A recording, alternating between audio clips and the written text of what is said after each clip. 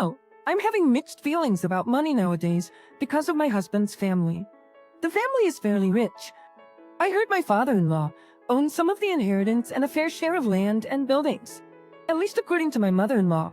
She would always say, "You're so lucky to become a family to us. You guys will be well down with a crazy amount of money after we die." My mother-in-law, Mary, loved bragging about money. She would show off her designer bags to me and my sister-in-law and used to tell us, "Hey ladies, doesn't this bag look so nice in quality compared to other stuff?" And the reaction of Mai and Anna would be so different. I'll be like, "Yeah." Anna was more of a brown-nosed kind of person. She would say something like she's never seen such a great quality before. The logos looked so luxurious and noticeable. Everyone would be looking at her. I was in awe of how delicately she would praise Mary. Compared to me, who's not too good at white lies, it was rather surprising to see Anna in that sense. Not to mention, we were easily comparable, not in a good way. Both my mother and father-in-law are acquisitive even with a good amount of assets they own. They can be frugal with their own money, but they absolutely love receiving from others. So they tend to show more affection to people and the family member who give them a lot of material stuff, especially money. They were frank with it too, saying they will bequeath more money to them. Yeah, no wonder why Anna behaves like this. Her husband is a doctor, so she was enjoying rather convenient lifestyle, but she definitely was a type of a person like Mary. Yeah, my husband is a doctor. It's cool. But my friend is now moving to Beverly Hills. I heard. And she's getting a building that is worth $3 million from her parents. When am I going to have those as well? Not going to lie. Yet, I'm jealous.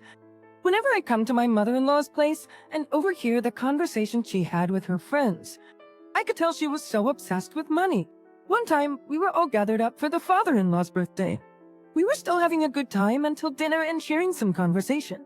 And then, things went downhill when we were about to hand the gift to him. In fact, my husband and I were thinking about what to give him as a present. We were concerned that what we prepared would be too humble compared to what Anna and her husband would prepare, since they are richer than us. So, I asked my husband, "What do you think about this?" "Funny, I think Anna will prepare some kind of luxurious present for your father this time. What would you say if we prepare something really nice, since we haven't really had a chance to give him something great? This will stop his complaints maybe." Both my husband and I were relying on monthly paychecks. He was persuaded by me and agreed on spending a good amount of money on his birthday present. We got some nice inexpensive vitamins for him this time. He really liked it a lot. Wow, I'm surprised. You went frugal after getting married, but decided to treat your parents right this time. I told you to do so already. It would have been better if you guys started earlier on. Anyways, thank you for the present. My pleasure. It would have been nicer if he didn't mention anything at all, but we were glad he liked the present. But then I saw Anna smirking. That did not feel good. And then we heard someone knocking on the door. It was a delivery person. He brought a brand new massage chair, a real boogie one. And Peter was absolutely ecstatic about it. Whimsy Patience, oh my lord, what kind of a massage chair is this? Isn't this super expensive? With this brand, it'll be easily $3,000 or so. I cannot believe you guys got me this. Man, no wonder why I had some lucky dreams last night. It was a big money dream for sure. Thank you, my sweet Anna and son. Thank you, the worries. Peter and Mary, you guys told us that you were not feeling too well nowadays. This is the least thing we could do for you two. It was rather embarrassing for my husband and me. Peter was not even caring about our presents anymore. My husband and I were just looking at each other. And our lovely Anna goes, "Oh no, Emily, I'm sorry we went too big with the present. Well, you should have prepared something better. We could tell you guys didn't care much. Excuse me. Anna, she's right, to be fair. What have you guys prepared for us so far? You guys would only prepare some cheap stuff. I didn't say too much about it. How can you say that? They're married. Anna and her husband make good money, but we're not. And obviously, you cannot expect the same level of gifts. But we wanted to show our love and respect, and tried our best from our end. If that's what you think, then that ruins everything. Oh honey, how can you possibly think the thought with their present and your present are the same? Anna obviously showed more respect with a more expensive present, whereas you guys brought something small. If you want us to like you guys more, then get something bigger next time. Well, I was out of words. It's the thought that counts, but to them, it was the praise that counts. My husband and I did not feel the need to belong there anymore. My husband was furious and his feelings were hurt. He didn't talk to his own parents for a while. But one day, Mary called me and asked, "Hey Emily, how's my son doing? Is he still mad?" I may have crossed the line a little bit that day. I just wanted to say sorry. I went too far that day. I really wanted the massage chair badly, and I saw it right in front of me. I was too excited. "Sure, Mary. I'll tell him that you called." "Yeah, be a good bridge between me and him, okay? Don't be too petty." Well, she mentioned she's enjoying the vitamins, thinking it's suiting her well. She's feeling more energized, so shy's going on a hike more often. I'm not too sure if she's actually taking them or not, even taking a look at them. But she was apologizing a lot, so we just kind of buried the hatchet. And amazing news came to us, and we were pregnant with our first baby. Our baby arrived to us healthy and beautiful. Becoming a mother opened up a whole new world for sure.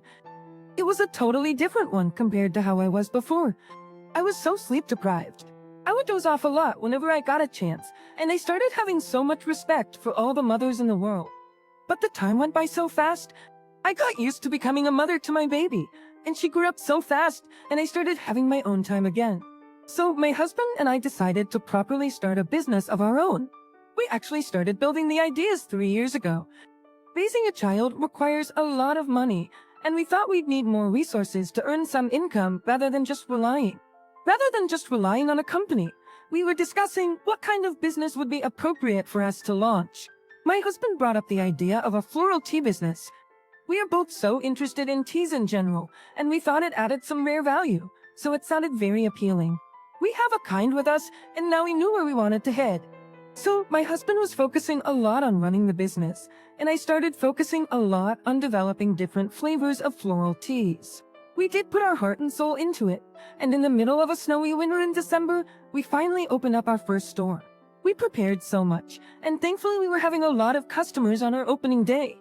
We were crazy busy, but we were just so happy and thankful. We were smiling all day. As our business was going successfully, the first person who came up to us was Anna. She was always a huge social media person, and she called me one day after watching something about our store on social media. "Hey Emily, is your store really busy nowadays?" "Aksiksi Anna and Osisi Anna." "Yeah, it's going great, thankfully. Should source additional days sometime whenever you're free." I actually meant it by that.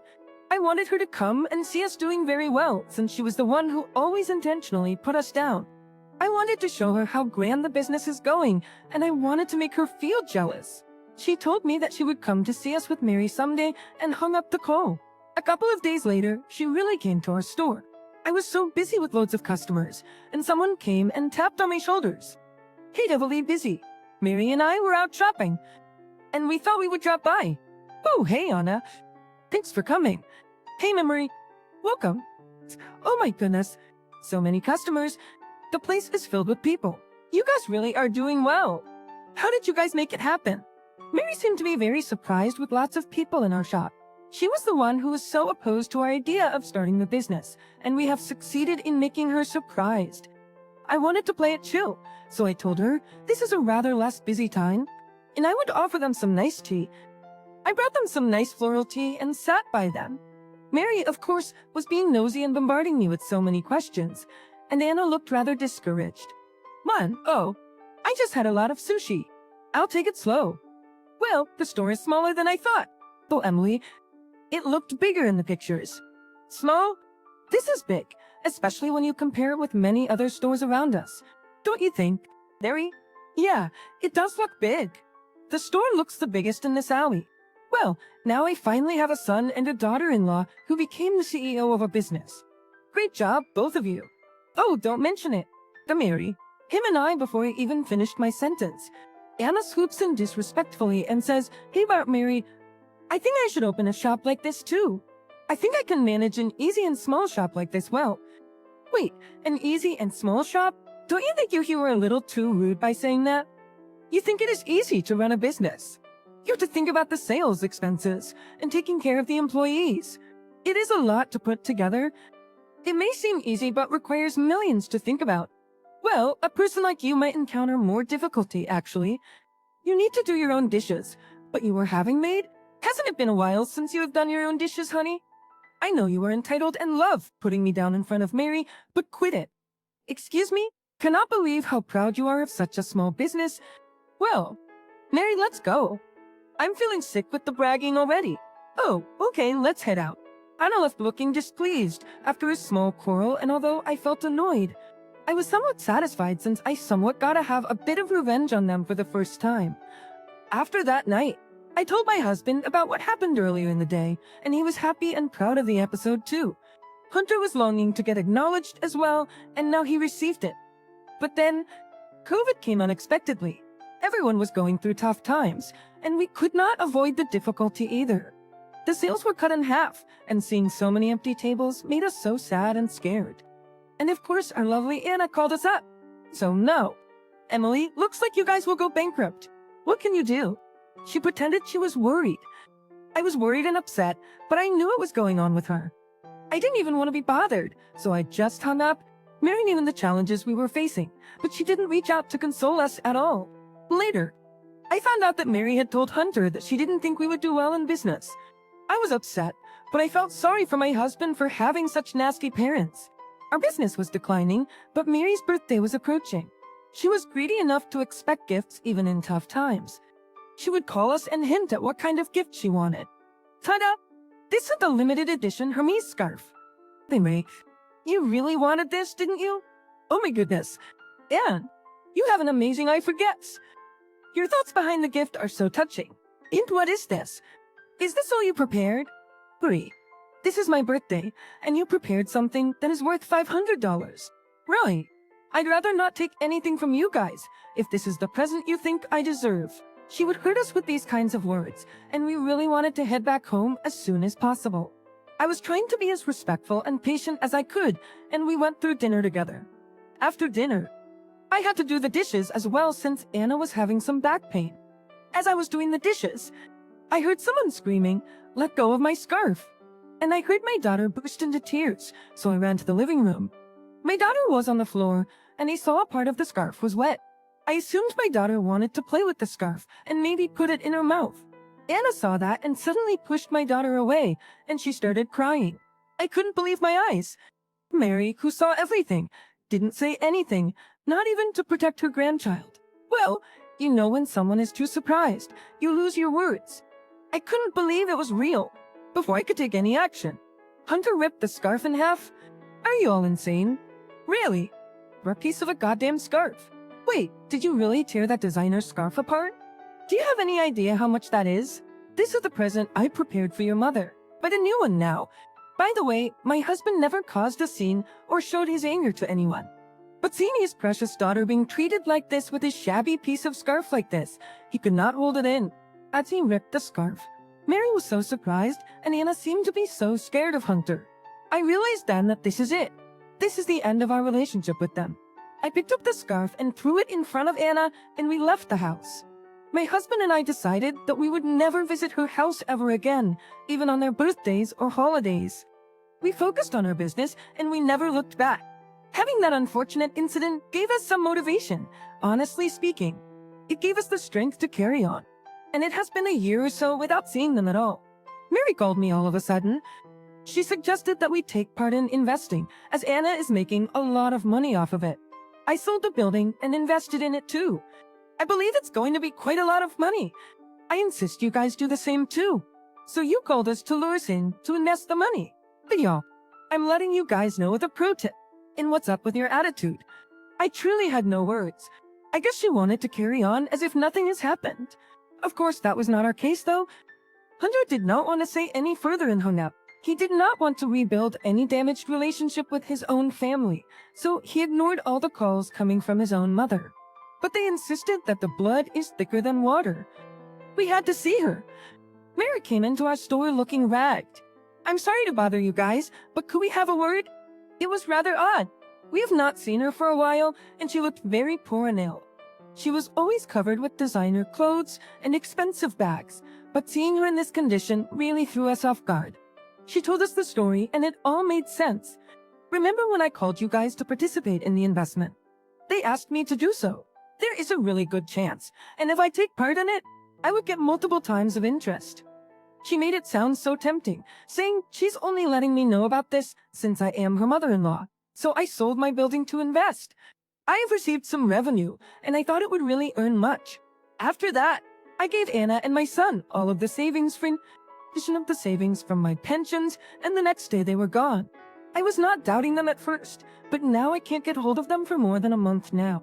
I reported them to the police, and now they're guilty of fraud. And she was all in tears as she was saying this to us. And according to her, Anna and Heath lured a lot of people for investment, and they took the money and went missing. What should I do? Mary was bawling her eyes out talking to me, and we did not know what to do. We had no idea what was going on, but we had to find them. We were waiting for any possible messages to hear from them, and one day we heard back from Heath and Anna. They were found in a random motel. Thus we finally saw them, and I could not believe my eyes. They looked horrible. It was so shocking. We was at the police office. Anna seemed so surprised, but then all of a sudden she begged me to get some alcohol for her. Emily, could you get me some alcohol, please? I need some drinks, please.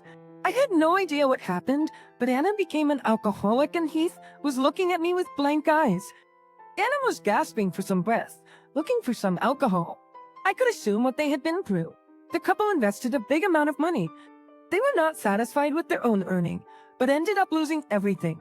In order to fill up the money that they have lost, they started lying to people around them, asking for some money. They had lost their last chance, which was the money Mary gave them, and they were running away from the creditors. And they were caught by the police officers. They kept asking for some alcohol until we walked away. Then, the police station was filled with the screaming of Anna's. Even the cops had difficulty tearing the two apart. Mary's death furious. Hunter and I were watching it all happen, and then we decided to leave for good. After that, we heard that Heath and Anna were in jail to pay the price. And Mary is now working in a factory doing some labor work that she talked badly about. Now that we've gone through something like this, we realize we never know what's going to happen in life. We thought Anna and Mary would always be arrogant with their expensive stuff all around, but they are living in a world filled with dirt. Filled with dirt and mud, my husband and I are continuing with our floral tea business. It is still challenging, but it is improving every day. We are always grateful for what we have, and we believe tomorrow will be better than today. For those of you who have heard my story, let's not lose hope and persevere, no matter how difficult life may be. Well, the story turned out longer than I expected. Thank you for listening to my lengthy story, and I hope you all lead a happy and healthy life. Please share your words of support and wise advice in the comments section. So likes and subscriptions mean a lot to me. Have a wonderful day, everyone.